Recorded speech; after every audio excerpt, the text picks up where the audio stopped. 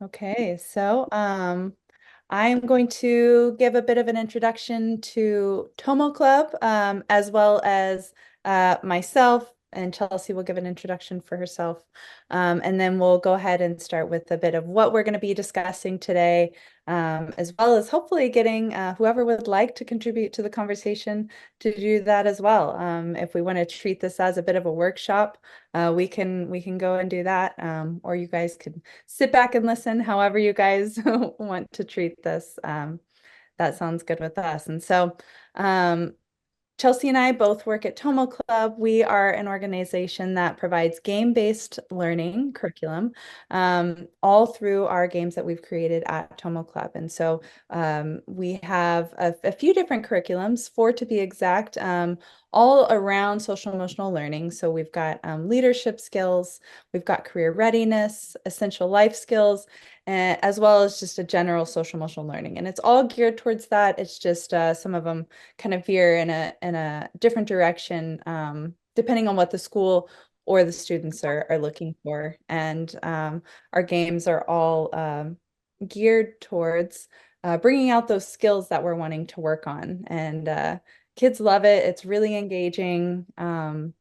And schools have seen a lot of positive change, and that's kind of what we're going to be talking about today is what are those changes, what are those outcomes that we're seeing in schools. And so with that, I'll give an introduction to myself. So my name is Zoe. I am a social emotional learning expert at TomoClub. I am also known as a teacher, so I conduct the classes.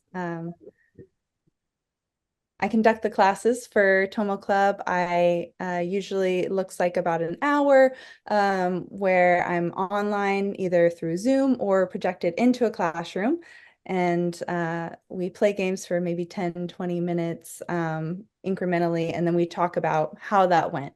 I see, so-and-so got frustrated. Tell me about how that was. Tell me about a time where you dealt with frustration in your own life and how you handled it then. And so our goal is really to bring that learning from the games to their real life, and that's our main goal. And so I help with that process, and I absolutely love it. And so that's why I'm here today to talk a little bit more about it and some of the things that we've seen in class, as well as some things that school leaders can take away on their own to implement into their school. And with Chelsea, you want to give an introduction for yourself? Yes, thanks, Zoe. So I'm Chelsea Dean, and I'm an educator and a psychologist. I've been in this field for a while now, and I work with Tomo Club to design the curriculum and uh, really delve into the different aspects of SEL for students of the age group of say grades 3 to 12. Right. And when we're looking at these different grades, we're also looking at what is the kind of impact that we really want to make, right? Is that impact something that we want immediately? Is it something that we want on a long-term basis, that even after, say, 10 years of, 10 years after they've been into an intervention with Home Club, they get out of this program still being good humans, right? I think at the end of the day, that's the kind of mission that we strive for, where we would want our students to become better humans and better citizens at the end of the day, right? And yeah, it's been a fun journey altogether. Talking about SEL, really building this SEL curriculum, and really talking about the different programs that we've started incorporating and the kind of changes that we have witnessed in the students that we have, and also in the schools that we speak to, and the kind of schools that are implementing Tomo Club in their respective classes. So yeah, over to you, Zoe.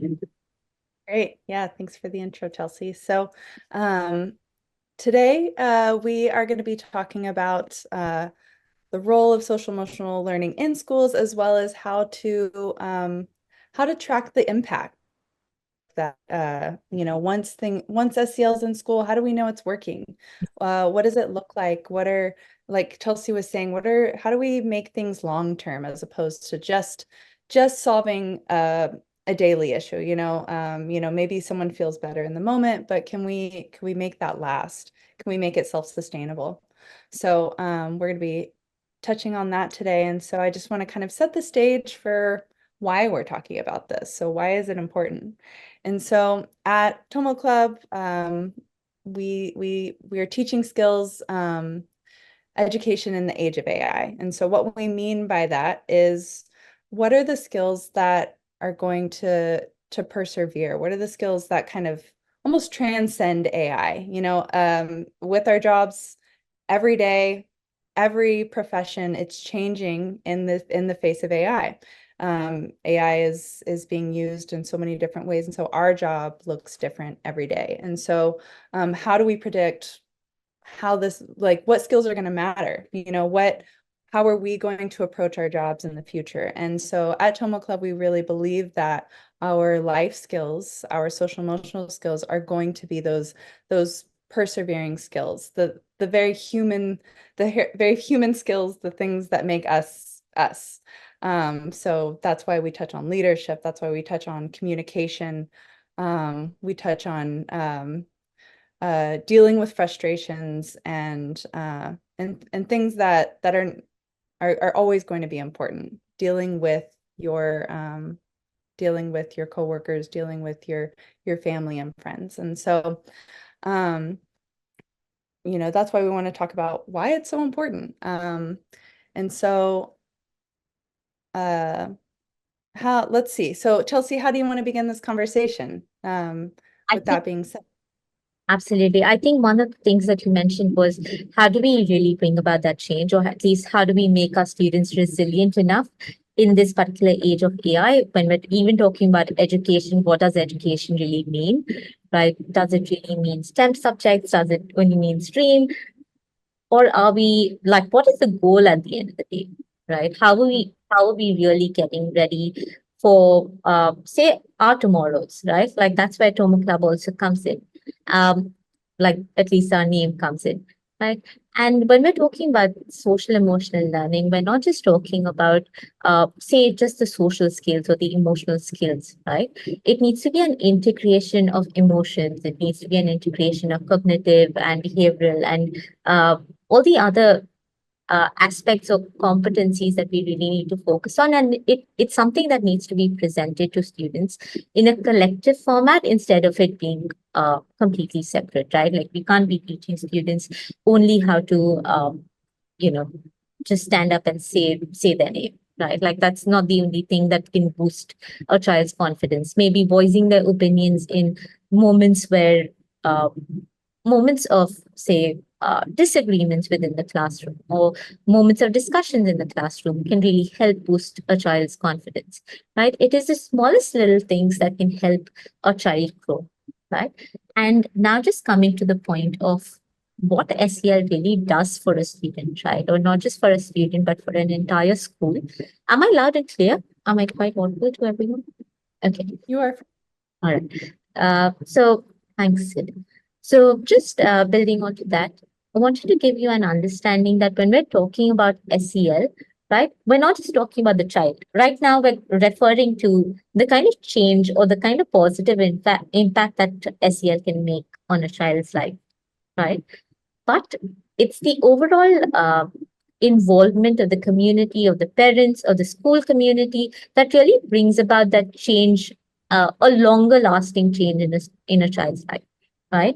And when we're looking at school leaders, when we're looking at leadership, particularly like the hierarchy of leadership, we're looking at how each individual also requires to have those particular skills, or at least those certain skills, those SEL skills that the students can learn from, which are being modeled by their teachers, by their parents, and those around them, right? And this is very similar to, I'm not sure if everyone's aware of a theory called the Bronfenbrenner's ecological theory of development, right? It's about how a child learns from their social environment, from the ecology of the different systems that they're a part of, right? When we're talking about like the different systems that are part of, we're talking about like the close of immediate family systems. We're looking at their different social groups. We're looking at the schools and the external sort of communities that they're going to be a part of, right? And how these different systems have different levels of impact on the child's life. And then that is why it becomes extremely important for a school leader to even think about the kind of impact that they would want in the child's life, right? And again, when I say a child's life, I'm talking about the entire school, right? And a very unique, I would say, an approach that school leaders are willing to take at this point is to take like a whole school approach, right? Like when we're dealing with, say, the tier one interventions, particularly because they want to see changes in, again, every school is different, the needs of every school would be different, but when we're looking like when you're looking at a whole school approach, a school leader needs to have a have a few checklists in place, right? They have a checklist in place that really helps them, or they can have a checklist in place that can really help them first identify what kind of SEL program would really benefit their school. Second of Mhm. all, really identify the key indicators that they would want from the SEL implementation in their schools, right? And additionally, another thing that would be really helpful is to actually see the results at the end of it, right? Mhm. What sort of results are you really looking for? What sort of implementation are you really looking for? And then now, when we're talking about education in the age of AI, are we willing to incorporate technology in what we're doing, right? Mhm. Just coming back to the strategies that we wanted to speak about, right? Like which we'll talk about more in detail going forward. But there are a bunch of innovations coming up, particularly in the academic field, right? We understand that students are getting more involved in STEM subjects, right? Like a lot of children are getting they're gaining interest in very, very specific fields, right? But that does not mean that all the other problems or all the other concerns around them and around this in their societies have eradicated, right? Mhm. We still know that students are being bullied. We still know there are mental health concerns that students are going through, right? We still know that there's substance use, right? How do we cater to all of these problems, right? Now we know, we also understand that students are spending most of their days in the school, right? Or most of the time of the day in the school, right? How do we support a child in a way that molds them into a better citizen, number one, right? And also into a better human, where they're able to cater to social relationships and interpersonal uh, bonds that they can create in their lives. How are we preparing them for their tomorrows? What are your Yeah. thoughts on this, Zoe? Like, I know that you've been a part of a bunch of sessions where students have come up and spoken to you regarding things that have happened in their lives, things that they are doing in their lives, right? And do you have any anecdotes that you would like to share where you have seen uh, a real impact because of the connection that you have been able to make with the student? Mhm. Absolutely. Yeah, I think some of my favorite moments where I've seen strong impact is when okay, so let me kind of set the stage. So usually we're playing these games, and it brings up a certain issue or a certain challenge that a child faces. And so after the game, we really talk about that because I'm watching and kind of involved in the games a little bit and seeing how the students are interacting. And so um, when we experience that challenge, we talk about that and we talk about why it was challenging and maybe some ways we can solve that. And the best way I've found impact is obviously relating it to their own lives. And so um, I remember one time we had an issue where, another student was not quite as skilled as the other student wanted them to be. And they were having a challenge with that. They kind of felt like they were like carrying them through the game. And that can be frustrating, right? And that's a challenge that everyone faces all the time is, different, where we're at different skill levels on when it comes to different things. And so with that, I related it to, having younger or older siblings. And um, the way I knew that the impact was, or that the kind of lesson was getting across, is that they came back and they're like, I had this issue with my sibling the other day, and they wanted to play something that I just thought they couldn't do.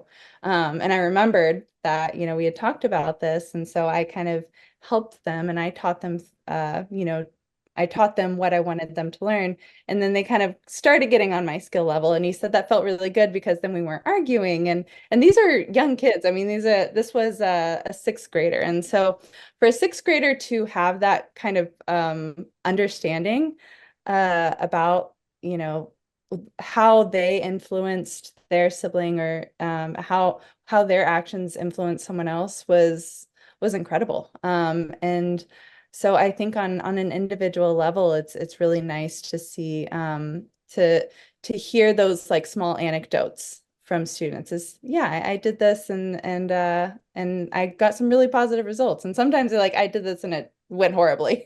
But it's really cool to see that they're still thinking about that. And I wanted to add too, what you were saying on a school level, um, about, what is the school leader looking to achieve, when, introducing social emotional learning. I think that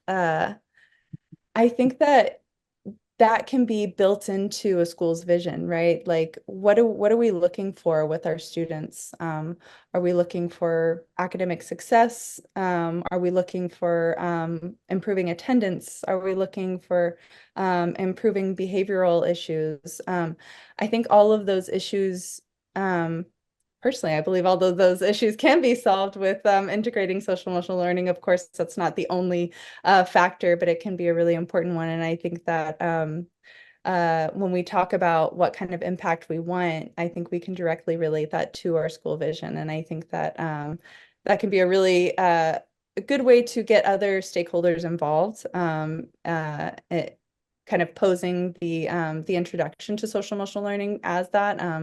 How are we going to solve our or how are we going to implement our vision, our mission? Um, and yeah, so I think you know, looking at it on an individual level versus a school level, it kind of it takes two different kind of thought processes. But yeah, so what are I'm gonna let you take it after this, actually. Exactly, right. So that, and thanks for sharing that. I think that was extremely wholesome, right? The fact that students are able to come back and relate to something that you've taught them in class, right? And educators know that this happens, right? Really good educators who are willing to, see the kind of impact they'll keep reiterating the same thing again and again and again and again, right? And it's the repetition that really helps students.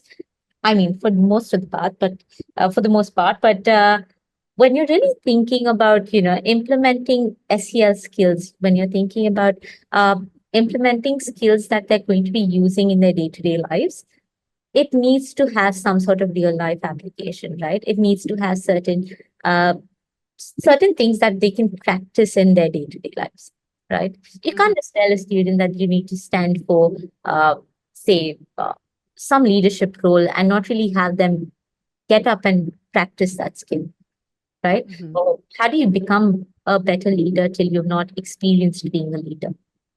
Mhm. So Yeah, that's I what, think. yeah, go Oh, ahead. go ahead. Go ahead. Okay. Yeah, it reminded me of another instance I had. I was working with students who were in a school. So we work with kids who are online as well as in school. And so these students were in school, and this was I think a fourth grader, a third grader. And they related it to their own life. So we were talking about second order thinking and kind of deciding what are the consequences of our decisions. And one student mentioned that, when he was in his other class, he really wanted to be a goofy goober, but he thought, using his second order thinking, maybe I shouldn't be a goofy goober right now because I might get in trouble. So maybe I'll be a goofy goober after after school or after class. And so I think that's a really um, it's just one student, but I do think it shows the impact that it can have on like behavioral changes in class, on that individual level. Right. Completely agreed, right? And again, it's how a child is really able to apply it in their day-to-day lives, right? And it's the real life application that really matters at the end of the day when you're talking about SEL, right? And just coming to the fact that, like, coming to the topic of discussion when we're talking about how we can evaluate uh, like the impact of SEL in schools, I think the number one thing or the first thing that we really need to focus on is the kind of SEL program that we're taking, right? What Mhm. what are the requirements from an SEL program that can help us achieve the vision that we have? Like, we'll also discuss a few key indicators that I was mentioning earlier. So when we're talking about uh, like the overarching theme around, what do we really need to do, what does an SEL program really require? We talk about something called as a safe model, right? This was given by Durlac in 2011. So there are certain characteristics that SEL programs need to have, right? When we're talking about SAFE, SAFE is an acronym for sequenced, active, focused, and explicit, right? So I'll just explain that really quickly. So when we're talking about like sequenced, we're talking about it being in a very coordinated manner, more scaffolded in nature, right? Something that has a set of activities that are connected to each other, right? So if we're talking about, say, communication in one session, what do we talk about in the next session? Can we completely jump to something else altogether, right? Mhm. Uh, Now, coming to the second point where we're talking about it being active. So here it needs to be something that is more, the form of learning becomes more active, right? Something that TomoClub does really well, where we're talking about game-based learning, something that is more hands-on. There are curriculums that also cater to project-based learning, right? So things that really engage students to reach the end goal by really practicing these different skills, right? Next, we come to being focused, right? So it needs to incorporate at least one component which helps in developing their personal as well as social skills, right? So when we're talking about social emotional learning, it's not just about my interaction with someone else. It's also about how aware I am about myself, right? How aware I am about my emotions and my behavior, right?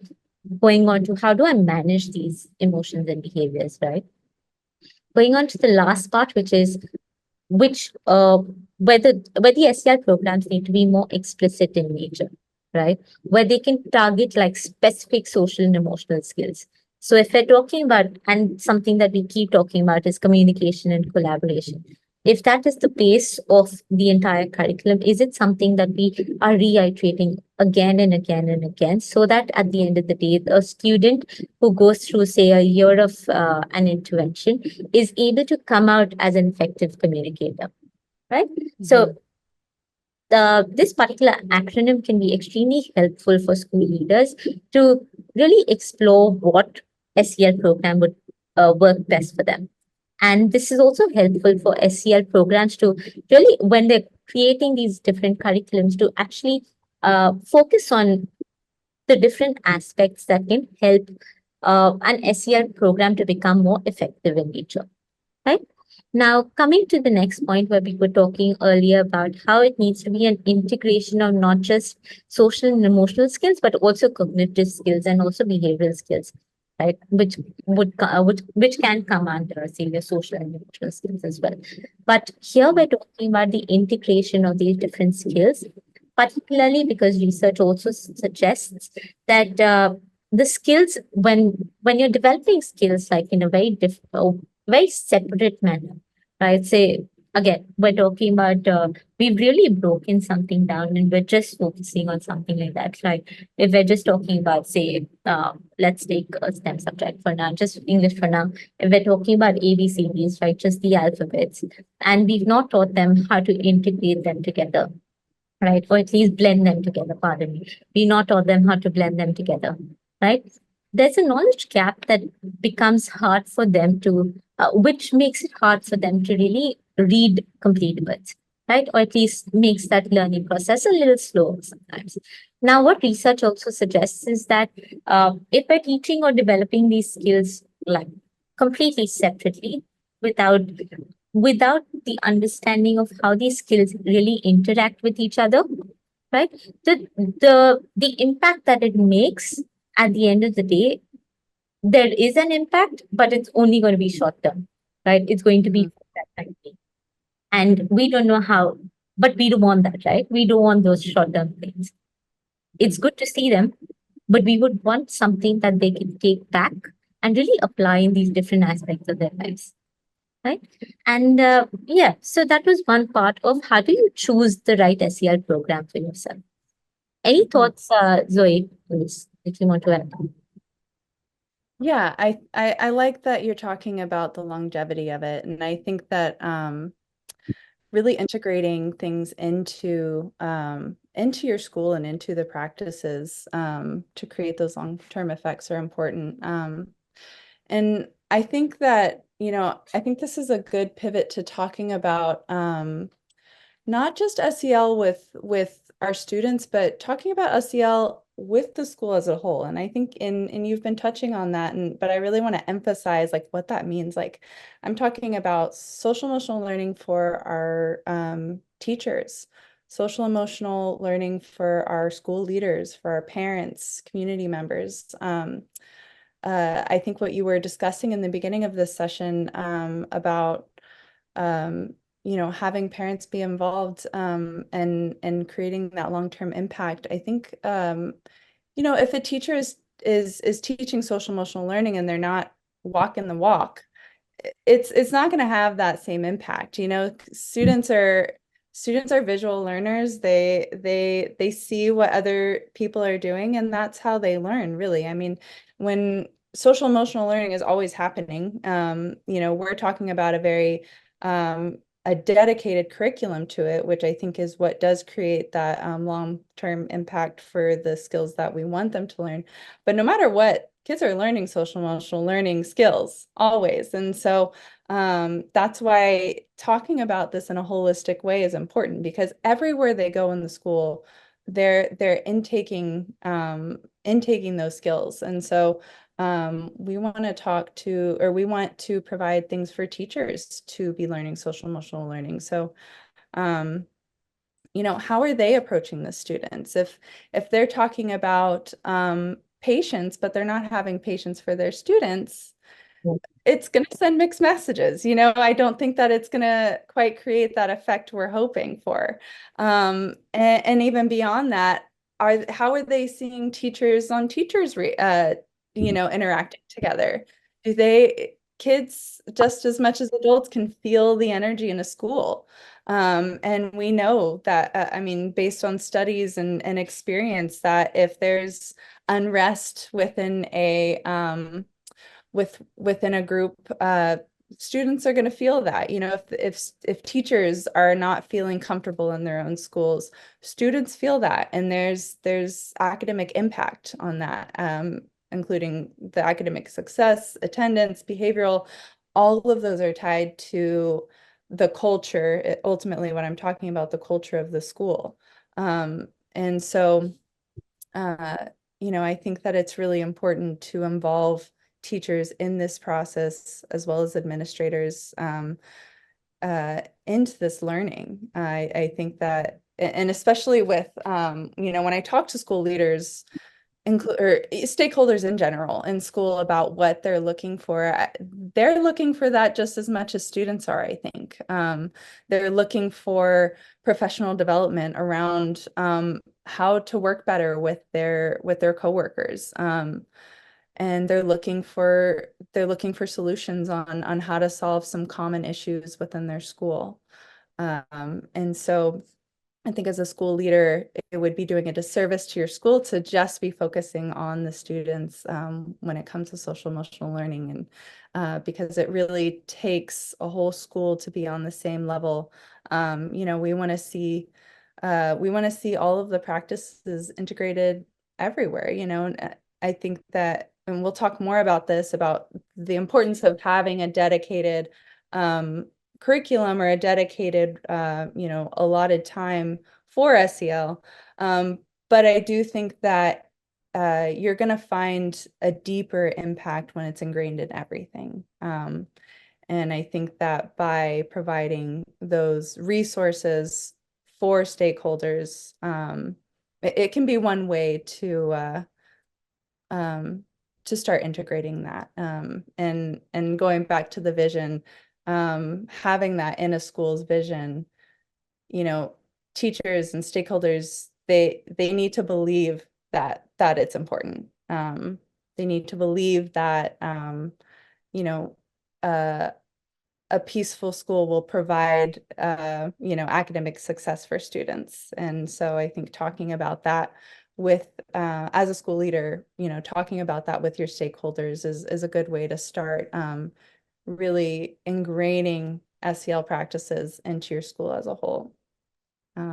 Yeah, what do you think about that, Chelsea? Glad you brought that up, Zoe. I think one important thing that you mentioned about was about how what's what teachers are doing in the classroom really impacts what the students are going to be, experiencing. Especially that example that you've given about how if we're talking about patients and they don't have patients themselves, right? Like in that particular setup, it doesn't really work for them. They don't know what needs to be done. I think one very interesting thing that really happens when you're doing your teacher training and things like that. We talk about modeling quite a bit, right? Like we talk about, especially when we're creating like objectives, right? We talk about the skills that we want to teach in the class. Now we know, okay, these are the skills that we want to teach, and here I'm talking about like any subject whatsoever. When we're talking about our objectives, right? We've chosen the kind of skill that we want to or the skill that we want to teach the students, and then there's one part in your lesson plan that talks about how you're going to be modeling it to the students, right? So you start off by modeling that, right? Now how do we do that for SEL, right? If we're talking about, say, critical thinking, how can we model that as a teacher?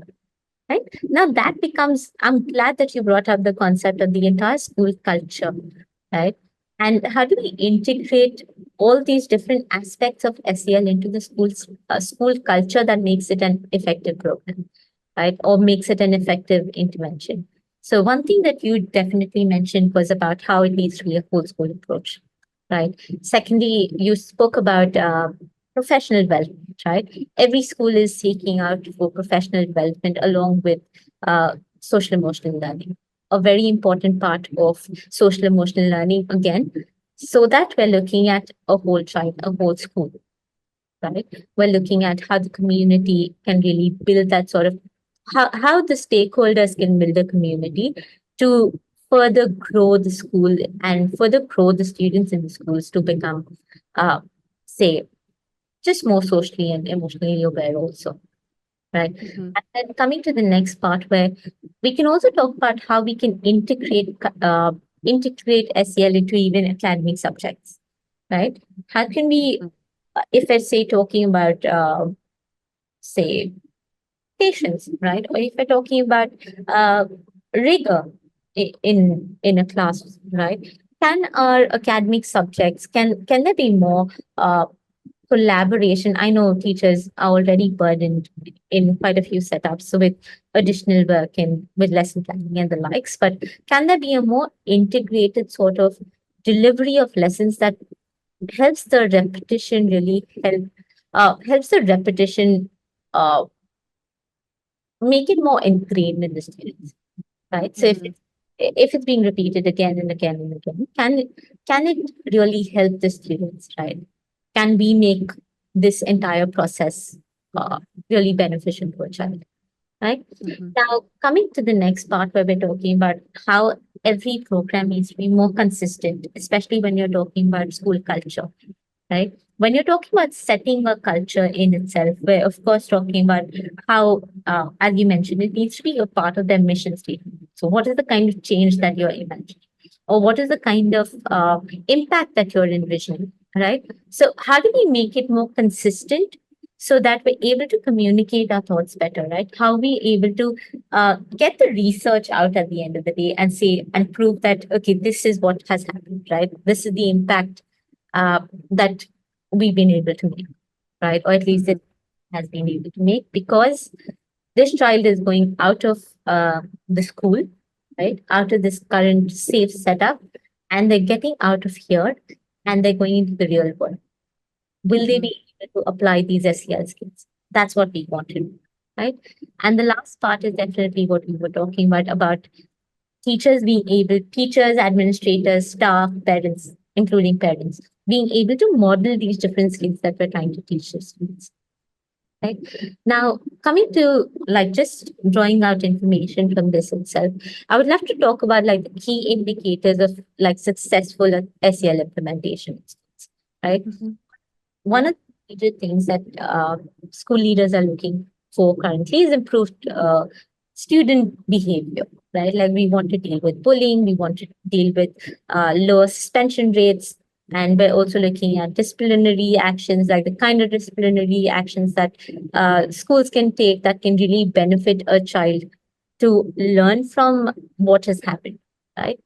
Very interestingly, I think one thing that we try to incorporate in every session is regarding failing being learned, right?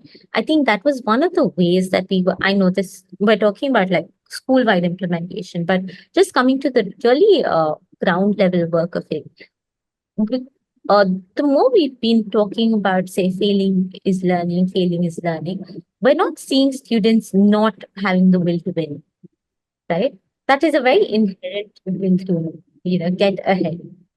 But we see them regulating themselves better because they have the intention of learning as they're going through the process, right? Mhm. And just building on to that, when we're talking about again a whole school culture, what is the kind of uh, what is the kind of program that we're taking that can help us with uh, improving student behavior, right? And what kind of student behavior are you really looking at? Is bullying a major problem in your particular school, right? Is that something that you think is the most is something that requires more focus, right? Another thing that we look, another key indicator that is like is something that we really want to achieve, and you spoke about this at the beginning, was regarding enhanced academic performance, right? How we would want our students to achieve better grades, achieve better test scores, and have better classroom engagement, have a set, get better in all the different fields. And research has proven that SEL does that for you, right? Mhm. A good SEL intervention can do that for you. Right. Now, coming to the next part, where we're talking about, say, positive school climate, we're talking about enhanced emotional, social and emotional skills. Also, a very important piece that we're looking at is student engagement, which deals with your absenteeism, right? Like if you know that the rate of absenteeism in your school is extremely high, right? Is that something that you really want to cater to? So, what is the key indicator of like a successful SEL implementation for yours? You would want everything at once, right? But what is something that is a um, is something that you want to bring about a change in, right? How do you identify that also? So when you're talking about like evaluating SEL success, it's a metric that you first set for yourself also, for your school. What is an area that we want improvement in? If not improvement, a change in, right? What is something that we can support that can help again, help from the ground up, right? And when we say from the ground up, we're talking not just for the students, we're talking about the teachers, we're talking about the community as well. Are the students able to make a significant impact on the community as well, or can it be vice versa? Right now, just again building from that, I think a movie that comes to my mind whenever I think about SEL and like the whole wide impact, and this is quite related to when we were talking about modeling and teaching in them. It's the Dead Poet Society, right? Mm. You know how, I mean, that Right. entire character, an entire framework that is built there, right? Uh, when we watch it, at least when we watched the movie back a while back, the kind of there was a very emotional connect that the student had to make with the teacher, right? And Mhm. only after that connect was made, or vice versa, right? Like the teacher had to make with the students because of the kind of community that they were a part of, right? The kind of system that they were a part of, right? Now, just that entire situation helped, or not just the situation, that entire movie was an exploration into what the individuals were to become, right? Like who they were as individuals, how each student was an individual of them, how they were able to make better decisions of it, right? Now, coming to that standpoint, imagine if every class can be that, right? Mm. How, imagine if I am able to think from, or at least I as a school leader can think from a standpoint where I would want all my teachers, they may not be them, right? They may not, like not everyone's the same, but are they able to deliver the outcome, right? Or are they able to give students that sort of safe space to really Mm. grow and evolve into people that who recognize themselves, right? Who understand who they are as individuals, right? And just, yeah, what are your thoughts on that? Sorry, go ahead. Sorry. Yeah. Yeah, I love that example. And I think that what you're talking about is providing that safe space. I think if you want students to open up, if you want impact to happen, you have to have a safe space, and you can't fake that. You can't just snap your fingers and it come into play. It takes time. It takes intentionality, which I think is something that we've been talking about during this webinar, is the intentional practice of SEL. It takes that to create that trust. And it's even harder if you come from a school where maybe that trust hasn't been set yet. It's not it it's important to assess where your school really is at, and sometimes schools have a long way to go, and that's kind of the schools that need SEL the most, right? Is the schools that there's a lot of work to do in building that trust, and so I think I really like what you're talking about with that movie, and also just I think it's great um, to bring those practices into every class. And so I like that you talked about, how do we bring SEL into science? Um, like I said earlier, we're always learning SEL. We're always learning how to work together, how to deal with tough situations. But are we being intentional about it? Are we vocalizing it? Are we vocalizing the issue specifically? And I'm sorry, I've got a train going across, so I hope it's not too loud.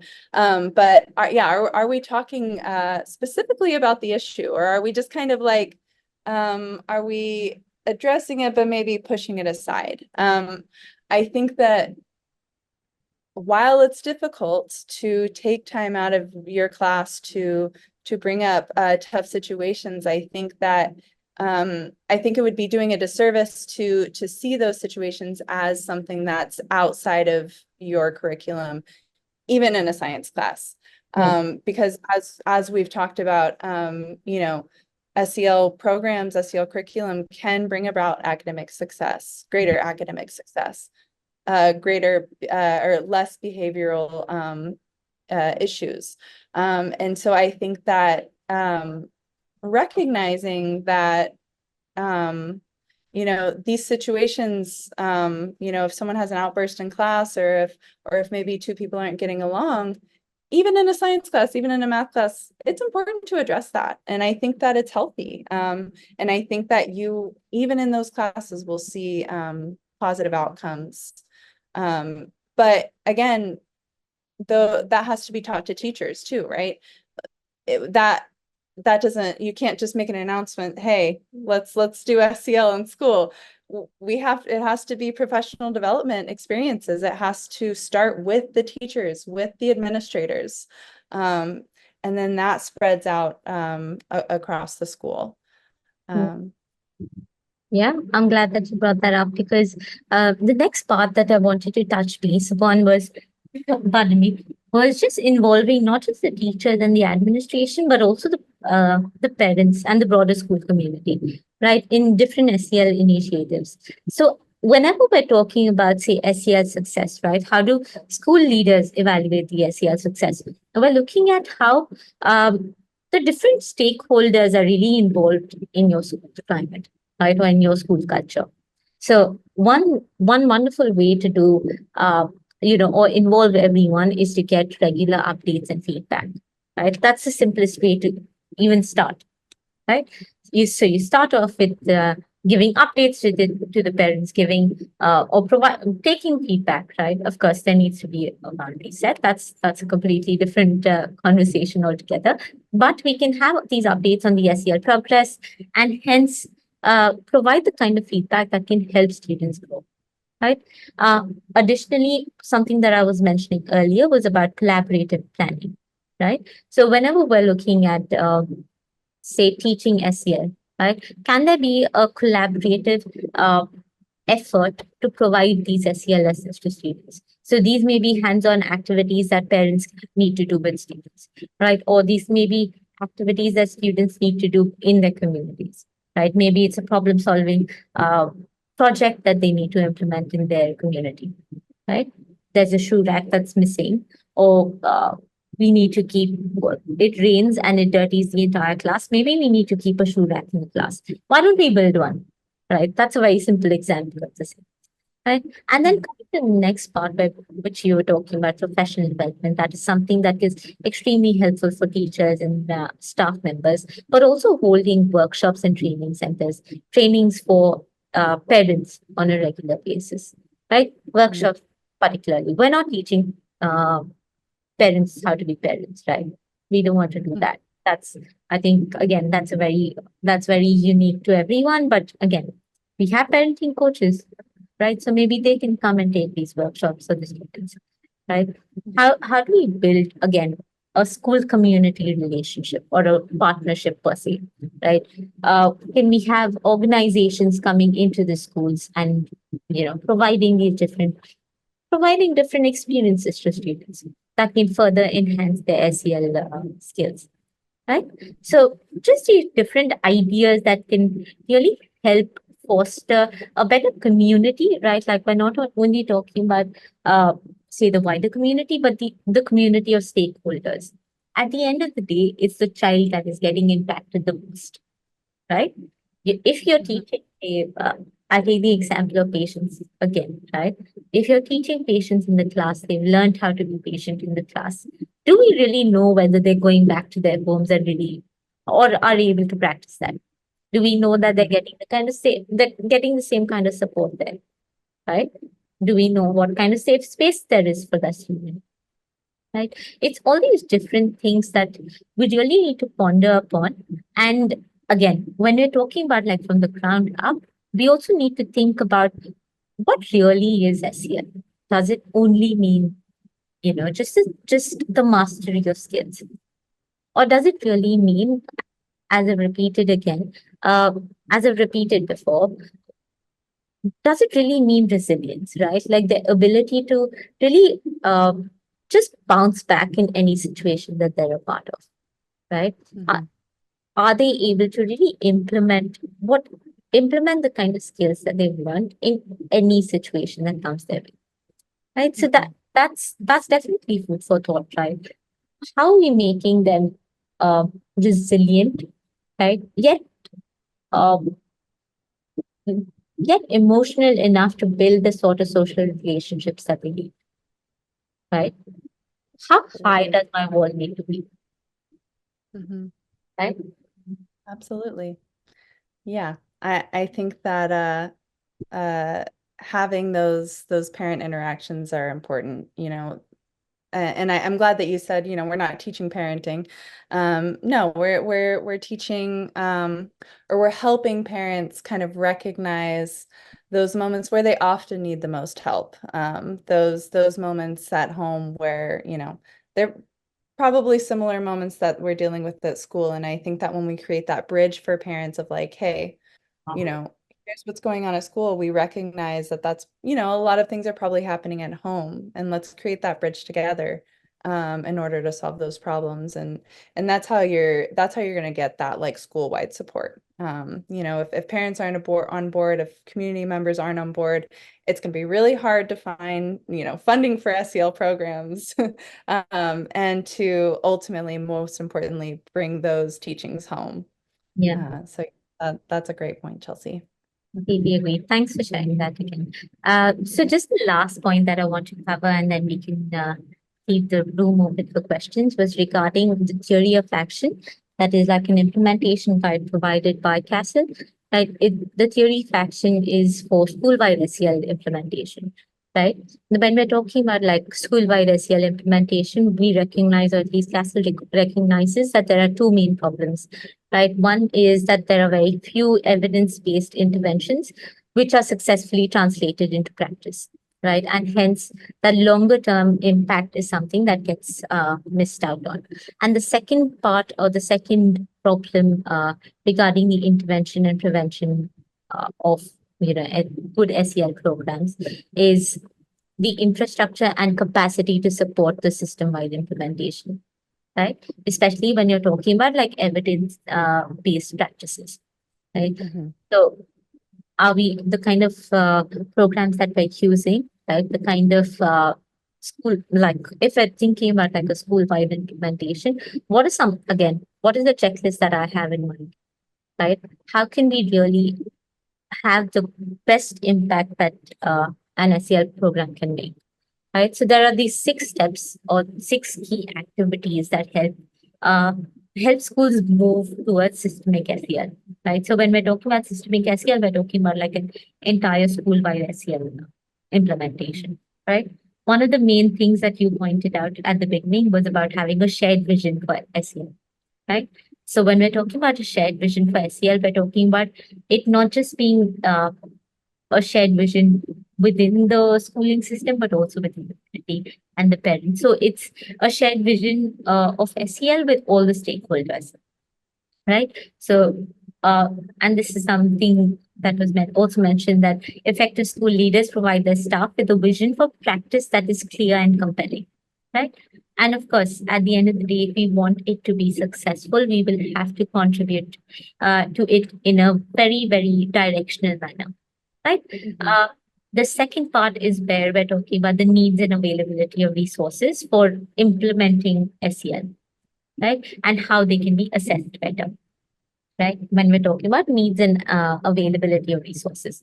So you choose your SEL programs, or you choose the kind of activities that you're going to be doing based on the assessment of the kinds of resources that are available to you, and also based on the need that you want to cater to, right? Mhm. So what we were talking at the beginning, what are the key indicators that we want to focus on, right? Through the SEL journey. Another thing that we're going to be talking about, which you also mentioned, was about ongoing and embedded professional learning, like where we're teaching not just the teaching staff, but again the administrative staff as well. Pardon me, where they have clear instructions for how the implementation needs to take place, right? Mhm. And once everyone's on the same page, we can expect a few differences for sure, but the kind of impact that we can say that the SEL curriculum can make, we can sort of control that in some form or the other, right? So it needs to be a school-wide SEL implementation at the end of the day. So again, professional learning is extremely important and needs to be ongoing and not just a one-time workshop, right? Yes. The fourth part is regarding it being evidence based, right? So any sort of SEL program that that you're acquiring, it needs to be evidence based, right? And when you're talking about evidence based, it just doesn't need to be implemented in your SEL classes, right, or in those particular hours, but it needs to be an integrated approach that you're taking. So it needs to be incorporated in your school educational practices. So when you're talking about educational practices, we're not only talking about academics, we're talking about sports, right? We're talking about your music lessons. We're talking about all these different lessons, but it can really, really be helpful from the ground up, right? Mhm. And the last two would be one, SEL needs to be integrated. This is something that we know, integrated in everyday practices. That's right. It's not a once in a week sort of assessment or class that we're taking, right? It needs to be something that becomes a part of a child's daily routine, right? And really high quality SEL integration really helps students give or really helps to provide students with like proper or common language, right? Imagine children talking about, uh, say, uh, having a bottleneck whenever they're faced with a problem, right? And everyone recognizes what that is, like, right? Or imagine a child saying, "Oh, that's okay. We know that. Uh, we know that it's okay to fail, right?" So it gives students that sort of common language to really like create a synergy between the entire community that really helps them to grow, right? And the last part is where we're talking about cycles of inquiry that need to be conducted so that we're ensuring that there's continuous improvement, right? So we're not stuck with what sort of program has been provided to us, right? How do we work on continuous evaluation of the same and then hence provide that sort of high level quality of whatever we're trying to implement? Do we require some new strategies? Do we require some new activities that can be more helpful in particular situations? How do we become more ever evolving, right? And for school leaders, it is extremely important to go back to it, any implementation, no matter what program they're looking at, and do a continuous evaluation to seek improvement in that particular program instead. Right. So that was about it with the, or at least that was a short insight into what theory of action for school implementation of SEL really looks like. But if anyone wants to give it a read, we got a document, we'll share it with you. It's freely available on CAS's website. Great. Thank you, Chelsea. Yeah, that was a great summary in the end. So if anybody has any questions or would like to, discuss an issue or a challenge that they've had at their school, we can hang back and talk about that. Otherwise, that will be the end of our session today. And I really appreciate you all joining us. Thank you for coming. Yeah. Thanks, And everyone. This was really yeah, helpful. Chelsea. Yeah, I had a great chat with you. Same here, Zoe. I look forward to the next one. Great. All right. Thanks, everyone. Thanks for joining in. Have a great rest of the day. Bye bye. Bye.